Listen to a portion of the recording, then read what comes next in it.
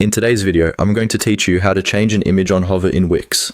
This is a great way to add a bit of interaction and polish to your website, so that when visitors move their mouse over an image, something visually interesting happens. Before we start, make sure you're already in the Wix editor, with the image selected that you want to add a hover effect to. First, look towards the right side of your editor for the panel that shows the settings of your selected element. At the top of this area, you'll see a small arrow icon, often called the inspector arrow. Go ahead and click on that.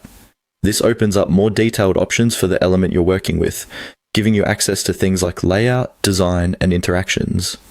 Once that inspector panel is expanded, look for a small lightning icon.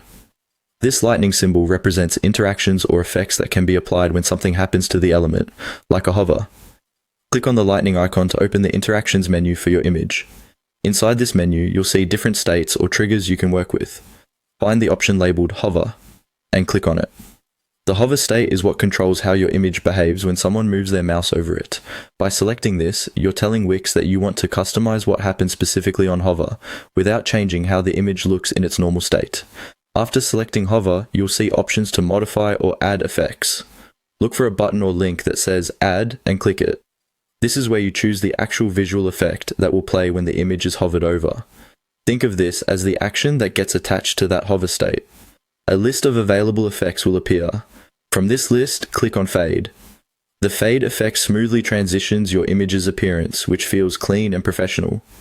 Depending on your setup, you may be able to adjust the duration or intensity of the fade, so feel free to tweak those settings to match your site's style. When you're done setting that up, it's important to test it. Look towards the top of the editor and click on Preview. This switches you from edit mode to a live preview of your site.